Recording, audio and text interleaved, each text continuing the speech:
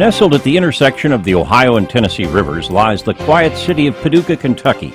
With a population of just over 25,000, Paducah is by no means a major world city, yet just 10 miles outside of its city limits lies a facility that has helped keep America at the forefront of the world's powers. Invisible from the city itself and approachable only by a simple two-lane road is a massive industrial complex. Covering more than 800 acres, the facility was originally constructed in 1952, along with similar facilities at Oak Ridge, Tennessee and Portsmouth, Ohio, to enrich uranium for use in the production of nuclear weapons. Since the closure of the Tennessee and Ohio plants, the Paducah plant currently is the only U.S.-owned operating gaseous diffusion uranium enrichment facility in the United States. Officially named the Paducah Gaseous Diffusion Plant, it continues to operate, producing enriched uranium used in fuel rods at more than 100 nuclear power plants across the nation, as well as for plants internationally. The plant employs approximately 1,200 workers and has contributed an estimated $5 billion to the local economy over the course of its existence.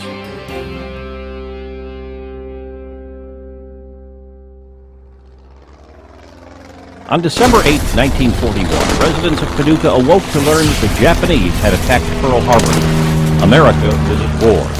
Like the rest of the nation, Paducah rallied to support the war effort. Husbands, fathers, and brothers went to fight, while women took their places in the factories at home.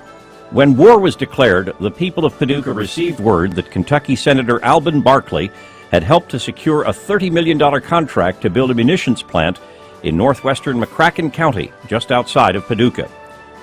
The land needed for this facility required 250 families to hastily pack up their belongings and find new homes. Though few wanted to move, the government gave them 10 days' notice before evicting them from the land. Families were forced to live in tents, garages, and coal sheds until permanent accommodations could be acquired. Although many families were forced to relocate, the money brought in by the project proved very beneficial to the area. $20 bills instead of $1 bills began circulating among the people. During the next 7 months, 6,000 workers aided in facility construction, and the plant was finally completed in April 1943. Known as the Kentucky Ordnance Works, the facility was the largest TNT manufacturing plant in the world, producing 393 million pounds of TNT during the war. Its 6 lines produced TNT and concentrated sulfuric acid for use in bombs, mines, torpedoes, and other munitions. The plant was virtually self-sufficient with its own cafeteria, hospital, laundry, steam plant for electricity, railroad with 16 miles of track, and water and sewer systems. The water system was considered the best in Kentucky and is still in operation, supplying millions of gallons of water per day to the PGDP. The close of the war meant the close of the munitions plant. Soon, Paducah was left with hundreds of unemployed citizens and a large empty facility. In addition, the government ordered the land not to be used for anything for fear of a fire or explosion from any possible TNT residue.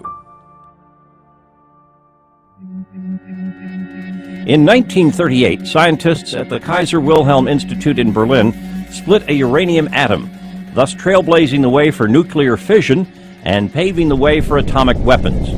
A small group of refugee physicists who had fled Europe recognized the dangers that could arise from the Berlin experiments. These scientists knew that given sufficient time and resources, Nazi Germany would be able to create a superweapon, an atomic bomb. In the summer of 1939, 3 of these scientists approached Albert Einstein and asked him to write a letter to President Roosevelt explaining the dangers. This letter led to the creation of a secret uranium committee and ultimately to the creation of the Manhattan Project on August 13, 1942. As American scientists pursued the creation of an atomic bomb, they eventually realized that a uranium-enriched bomb was their best option. Scientists determined that in order to make an atomic bomb, they would need 64 kilograms of uranium-235. However, in 1942, such an amount did not exist anywhere in the world. Therefore, scientists decided they must develop a way to enrich natural uranium to produce the necessary 64 kilograms of uranium-235. A uranium enrichment facility was erected in Oak Ridge, Tennessee to find the most effective method of achieving this goal. Eventually, scientists were able to enrich enough uranium for use in a nuclear weapon. After defeating Nazi Germany using conventional weapons and with atomic weapons now at its disposal, American actions brought a quick end to the Allies' war with Japan. With the arrival of the atomic age came a new power struggle, mainly between two nations. The U.S. and the Soviet Union both possessed nuclear arsenals, and an arms race soon developed between the two of them. On January 12, 1950, U.S. Secretary of State Dean Acheson delivered his perimeter speech, outlining geographic areas around the world that the U.S. was prepared to represent to protect its foreign interests. 1 month later, the USSR signed a treaty of cooperation with China. The battle lines had been drawn. Thus began the Cold War between the U.S. and the USSR. In August 1950, the U.S. government identified a need to double the capacity for existing domestic fissionable materials produced at Oak Ridge, Tennessee. It was decided that an additional gaseous diffusion plant must be built to fuel enough atomic bombs to halt the USSR. Alvin Barkley, the senator who had supported the placement of Kentucky Ordnance Works in Paducah, had since become Vice President of the United States under President Harry Truman. A Paducah native, he did his best to promote the McCracken County site. Experts visited each site before making their decision.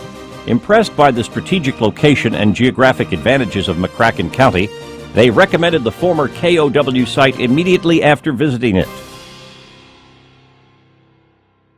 News quickly spread throughout the country that Paducah had been chosen as the site for a $1.5 billion atomic plant, as well as an additional $184 million steam facility needed to supply power to the enrichment facility.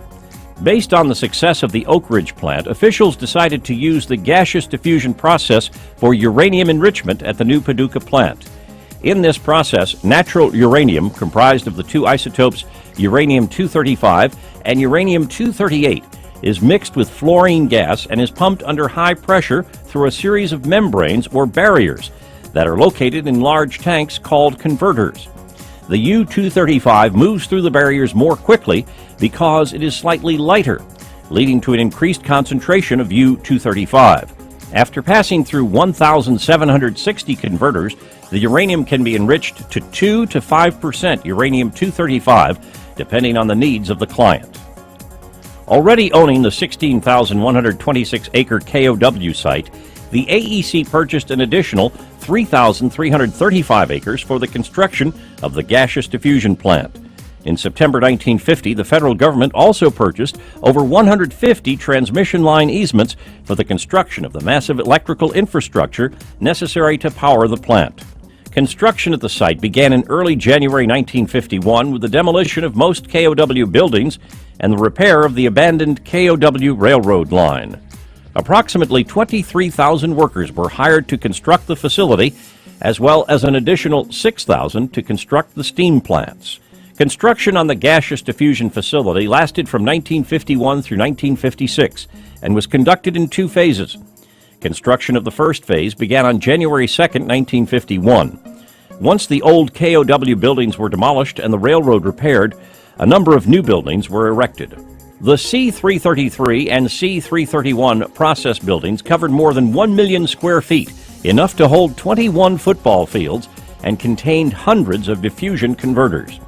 Both of these buildings were completed and operational in September 1952, and by November of that year, enriched uranium was being produced in Paducah. In addition, a state-of-the-art laboratory was constructed to conduct testing and continue research at the plant. Authorization to proceed with the second phase of plant construction was received on July 15, 1952. Two additional enrichment facilities, C-337 and C-335, were added. Construction on the facility was finally completed in 1956.